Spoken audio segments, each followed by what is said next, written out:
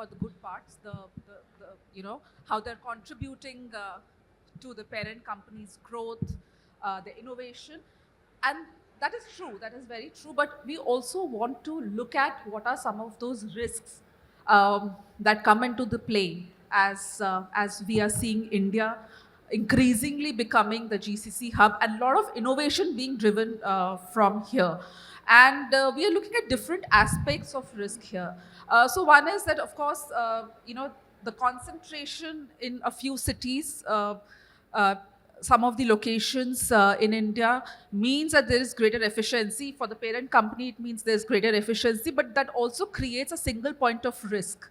And so one question we will navigate is that how is it a hype, or these risks are actually as real and as important as we think they are. And also we are looking at navigating the geopolitical scenario, the economic uncertainties. And I think the last 1 month has been full of uncertainties and geopolitical tensions, the tariffs, the wars, etc. So, and this has an impact on the overall GCC landscape globally, and of course in India as well. So, Chakra, let me start with you. Like I said, centralized operations drive efficiency, but they're also the single point of risk. So one is that how much of a risk do you see that to be, if it can be quantified, qualified?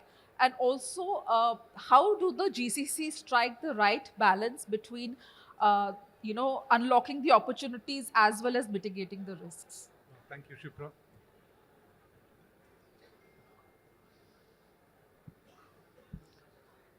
I think it should be. Yeah. I'm audible? Yeah. Yeah, thank you. First and foremost, I just want to introduce, myself. I represent Reckitt Global Hub here, and I'm not sure how many of you know Reckitt. Yeah, few, I think, those who have been associated with us, okay. But if no, very limited hands, but we are the makers of Lysol, Dettol, Harpic and all, so every household would have touched this. But just to bring it back to the conversation here, our primary objective should be about risk management in business. And that goes to even the location strategy that we want to put in, right? As rightly said, concentration of talent at a single place or concentration of capabilities at a given place, a location, definitely drives efficiency, but it is definitely a single point of failure. And hence, the multi-location strategy or the hub and spoke model that we need to look at. What we need to really look at is what are those capabilities that can be centralized? The common ones, HR, IT, finance, very easy. But there are capabilities that are definitely required based on the market needs, the consumer sentiment, the business operations that we run in variety of places. And hence those capabilities that are required to address those has to be closer to those regions and markets. So I strongly say in terms of managing the business continuity, this is the right way to move forward in terms of putting the talent at the right place, in terms of identifying the business need. It's not just for sake of centralizing. Yes, we do get some efficiency out of it, but not everything is about centralization. So that's how I think. So if I were to ask you a one-word answer for concentration versus diversification for risk mitigation, the answer is simple: diversification for risk mitigation. But again, it is all about this. Efficiencies is important, but it is all about business continuity. Once you have the business continuity in place and you have the right risk mitigation in terms of your supply chain changes, your geopolitical situation, and if you're really able to unlock value by being closer to those places, I think efficiency is not always the number one priority. Right. Tanay. If I may just add to that. Yeah, please. What Chakra said, right? I think the GCCs are also thinking about the enterprise as a whole, as a global level, right? The risk and the concentration is not only about concentrating those specific skill sets in a specific center within India, but if you really think about it, There are center of excellences, there are teams which are supposed to do a very, very specific function at a global level. So having that team sitting in GCC actually doesn't create an additional risk. It's just an additional factor that needs to be taken care of. So whatever the organizational policies and strategies that are brought in, especially for the risk management at that level, the same thing applies at the local level in GCCs as well. Right? Yeah, totally with you. And that goes with what you said, like say, just because we have a capability team that is sitting elsewhere outside the GCC, it doesn't need to be serving only for that market. It might be the right place to put the capability at that location because of the availability of talent for that skill set. So it is all about, like say, how do these two teams connect and also coexist and contribute together. That's all. And also, I think knowledge transfer, the right knowledge transfer, so that that becomes a big risk mitigation checklist if there is good knowledge transfer. Collaboration is key, and it goes without saying. But we need to have some processes in place, right? Like say, we cannot drive knowledge transfer across locations, across teams without having a foundational structure and process to it. And hence, like say, it is also important for organizations to think, to be very open for moving talent across, so that it's not just about sharing knowledge, but also going and experiencing it. So giving opportunities for teams to travel and co-locate and work for some time and come back would actually help mitigate some of those risk concerns. Yeah. So Tanay, I want to get your opinion on, first of all, concentration versus diversification for risk mitigation, and also your view on how do you see the concentration in specific locations becoming the chances of them becoming a single point of failure, and if you would like to add about how within your organization you are looking at that risk mitigation and balancing the fine line between diversification and concentration. Thank you. But even before this question, as we were coming on stage, I was worried, and the risk going on in my mind was we are right next to the lunch hour. So the risk was whether you'll stay put here and brave it through. And then the other was that, AI is a much more sexier topic to listen to. Risk at times doesn't get the attention away from your phone. We'll be discussing the risk. Yeah, so we are talking risk. I come from banking, financial services, and risk is a very sexy word there. We are all about risk and return as far as things are concerned. I always get rapped on my knuckle from my 21-year-old son when I say pandemic was good. We lost. The country, the world itself went through a lot of things, and risk became a very strong word at that point in time. But if I speak from a risk perspective, and coming to your question, Shipra, is that question about should we all do it in one location, can we do it across the globe, that became a non-issue. Suddenly across the world, you didn't end up only in, so if I'm talking about ourselves, I'm part of Allstate, we are insurance in the country for 10, 12 years. We have two large centers in Pune and Bangalore. But suddenly, the diversification question became very real, where we were almost across 340 different cities, towns and villages in the country.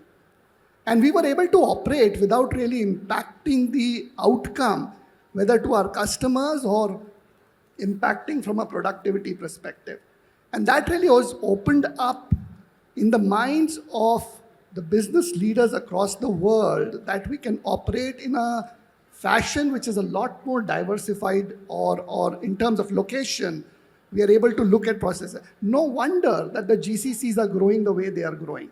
Because during this period, a lot of them really did a lot of test and learns to be able to do it. So if you're asking me, I think for certain functions, still a centralized function would make sense. And then I'll pick on that even if I'm talking here within the country.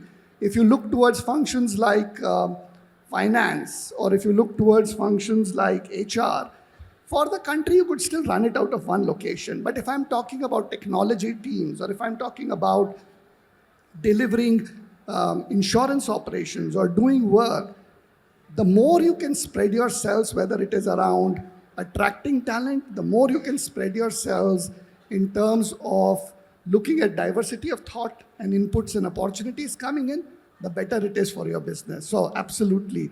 I will also touch on, Shishir, what you mentioned in there. When we speak about concentrated, most of the time we end up speaking only with the Indian mind, like Yeah, in India.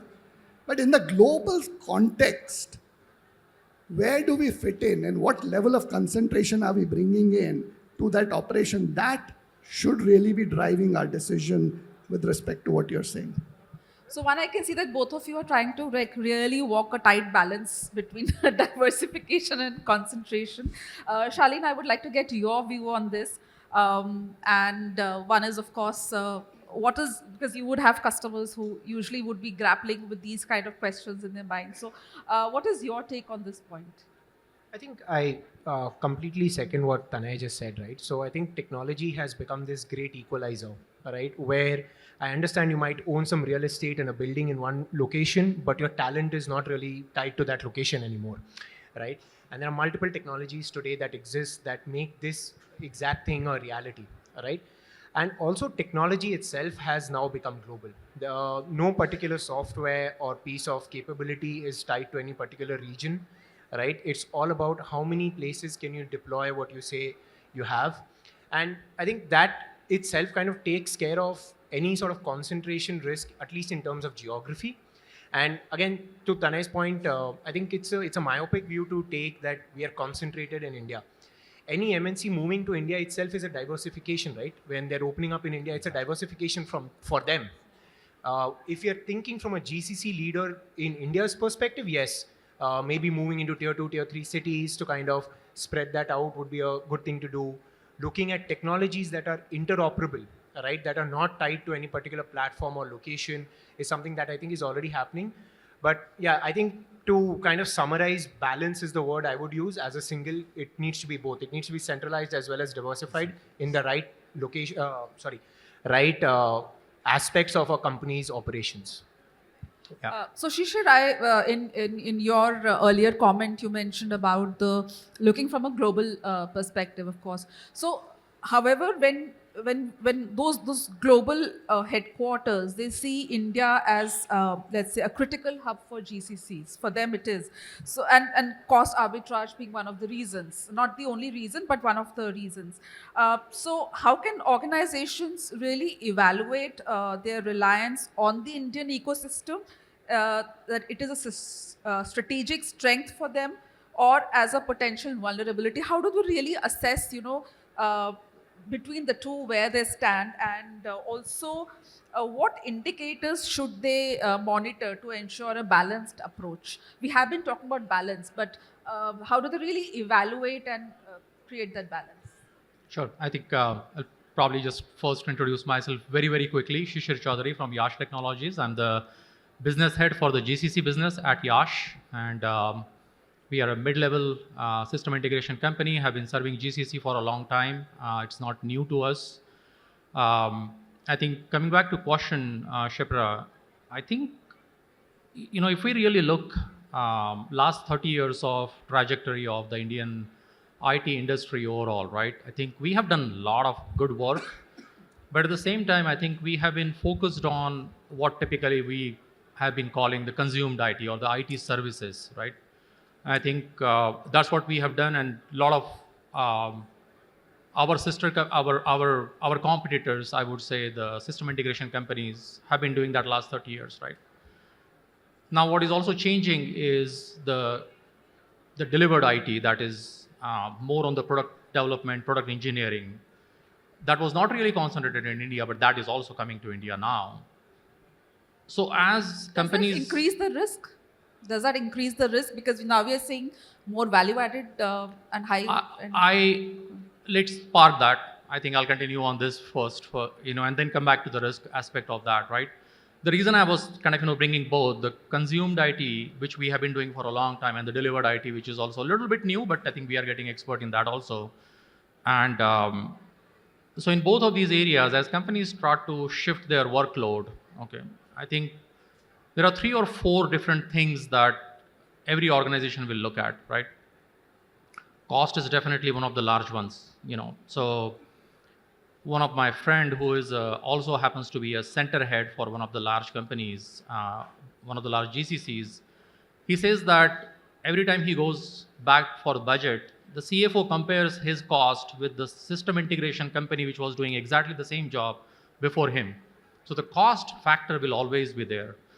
The second thing, what I typically call, with my customers, is what I call an innovation index.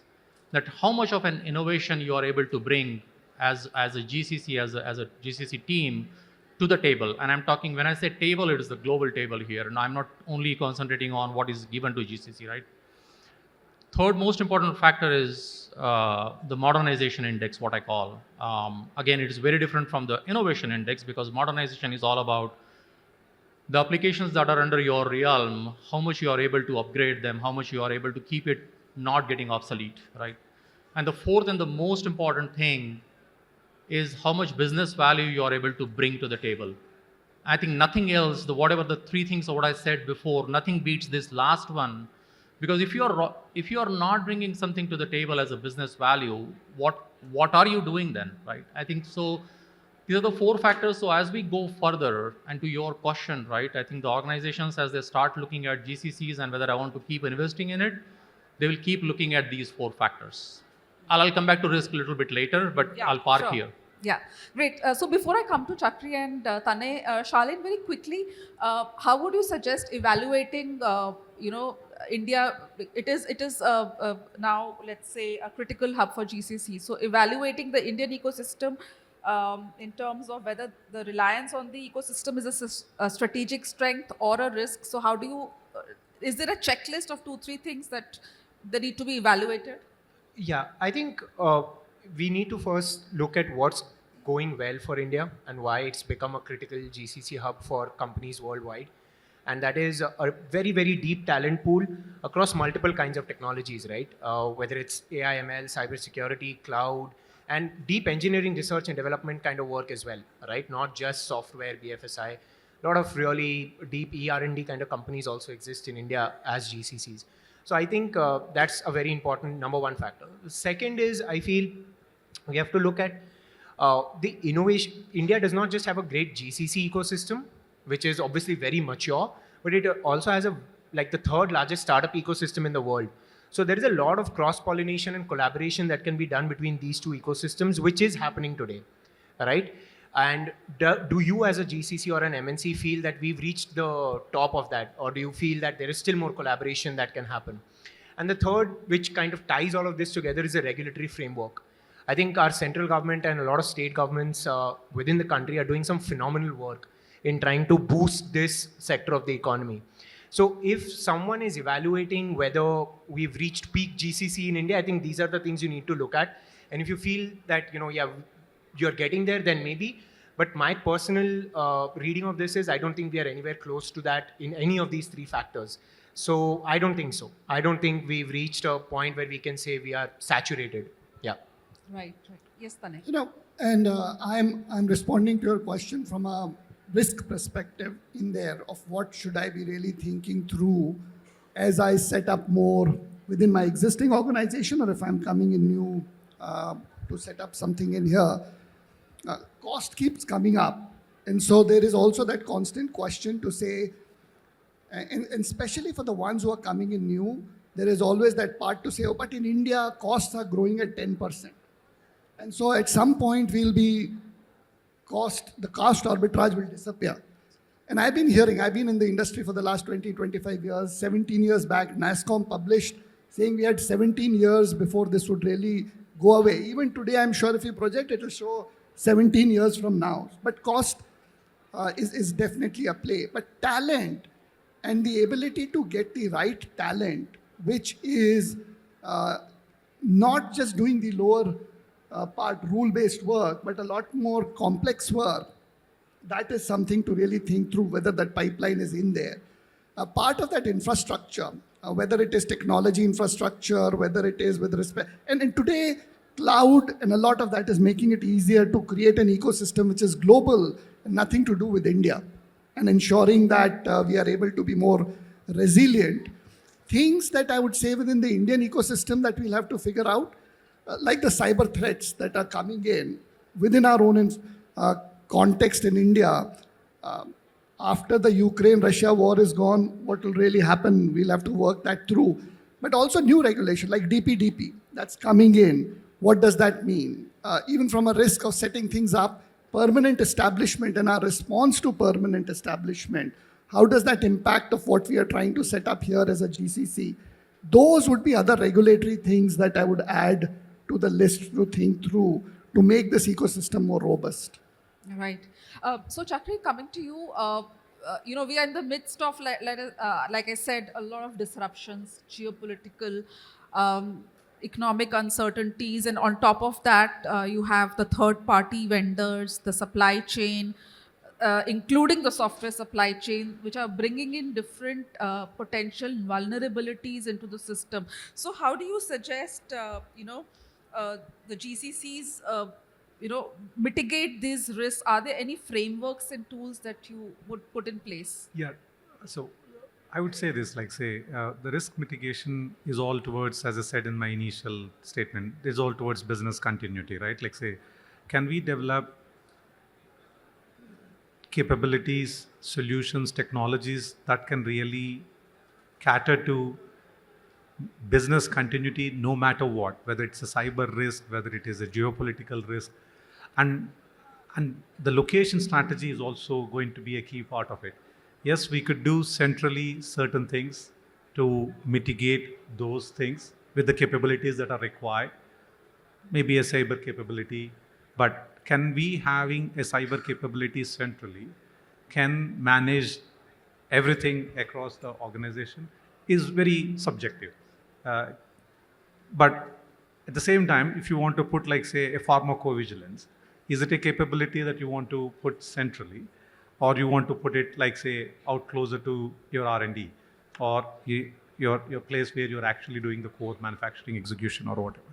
So I think what I can tell is say the frameworks and tools are definitely there, but it is more about trying to identify that say what exactly is the business continuity that you want to support, and then adopting things around that would be the key.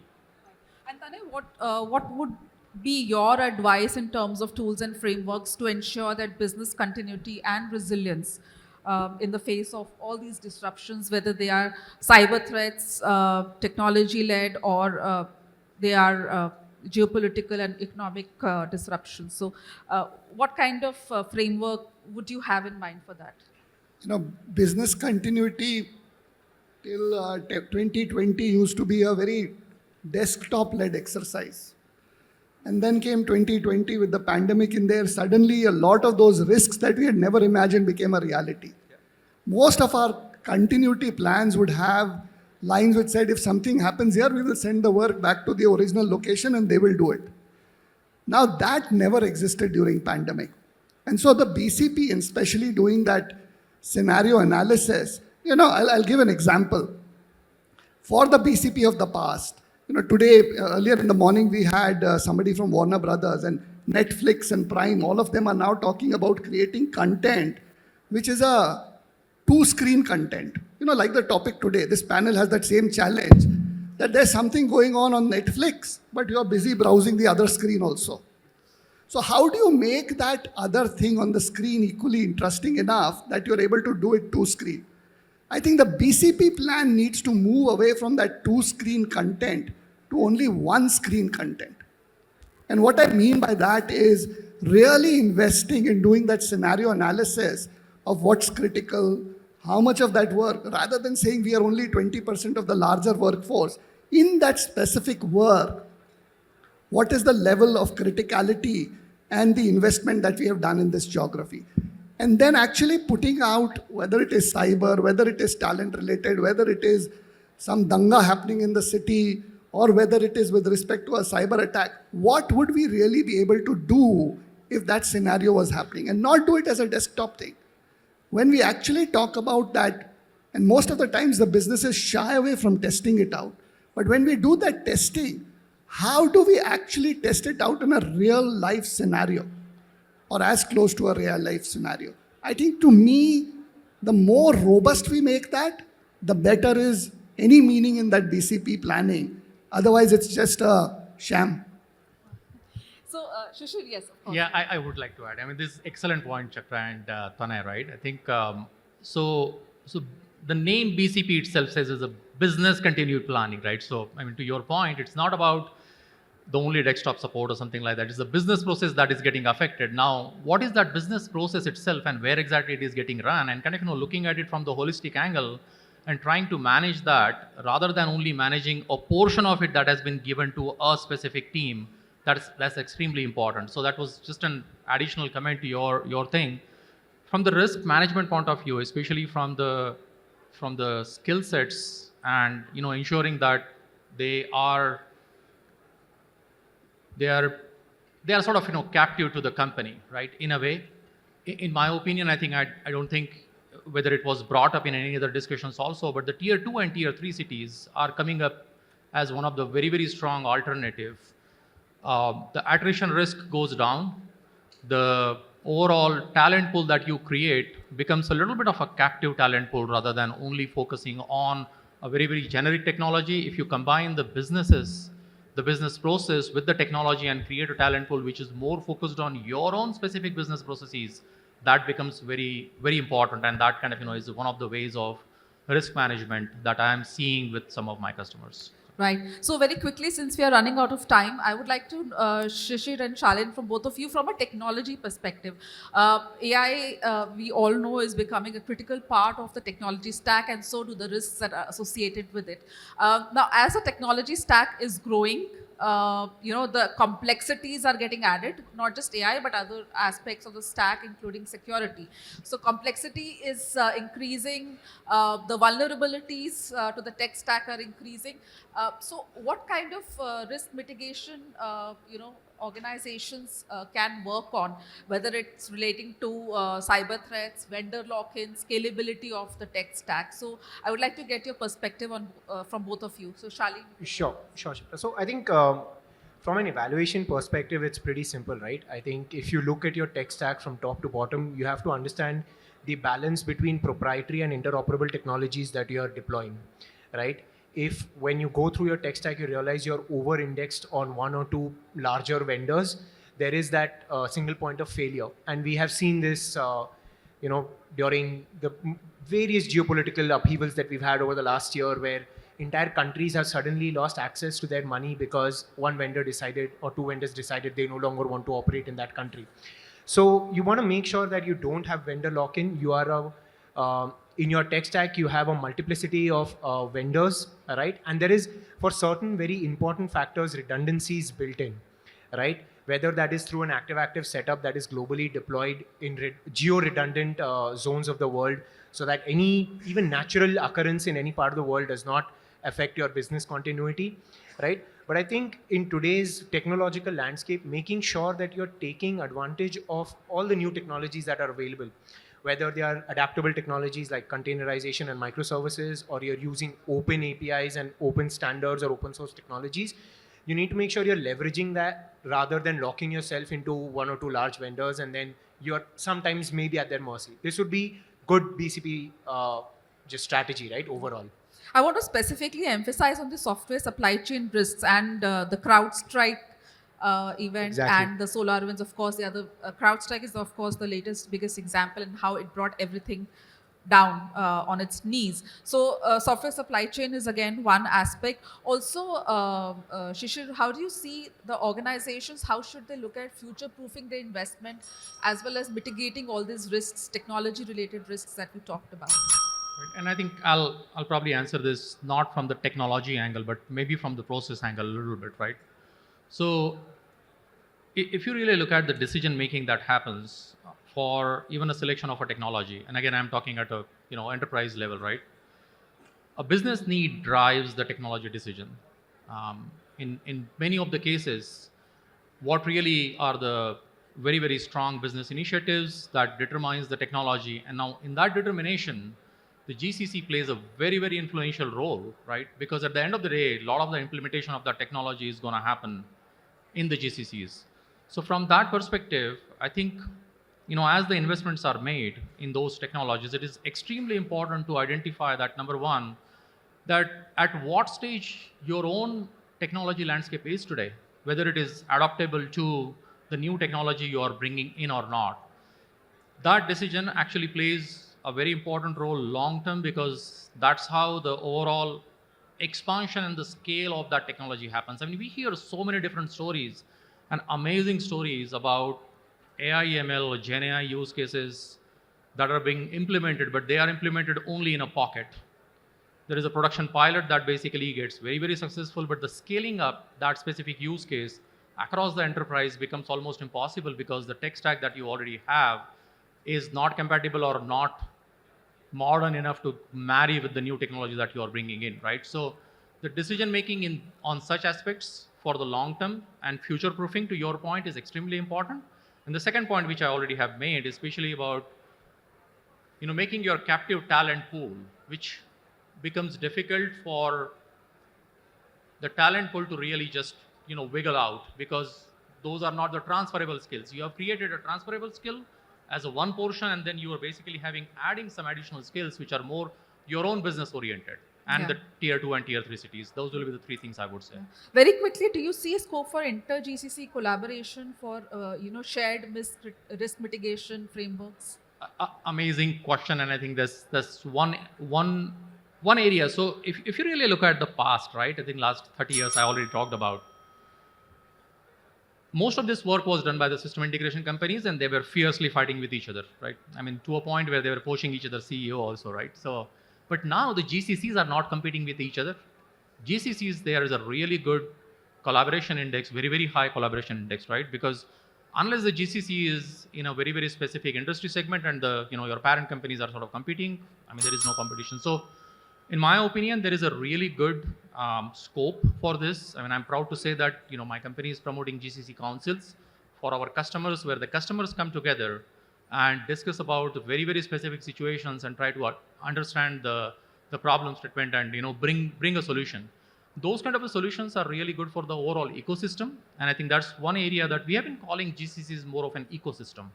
We don't call it an industry; it's an ecosystem which also includes not only the customers, who are sitting over here, but also the specific universities, the local the education bodies. Of course, we had the government in the morning here. All of them combined together create an ecosystem, and I think as we collaborate more, that ecosystem is going to get benefited. Thank you so much. I think in the paucity of time, we'll have to, close this discussion, but I'm sure there's a lot more to discuss on this. And I think this is just the start, and we will have a lot of, takeaways from here and threads to take forward from here. On a very interesting note, Chakri and Tanay, just one word answer from you. You think GCCs in India, if they have a seat at the headquarters, it will help in risk mitigation? Whether they can have it or not is a different question. It is a must. I would say that, and that's important for the collective risk mitigation at the corporate. Tanay, do you see that happening? You said one word, I'll echo. Thank you so much. Thank you, everyone.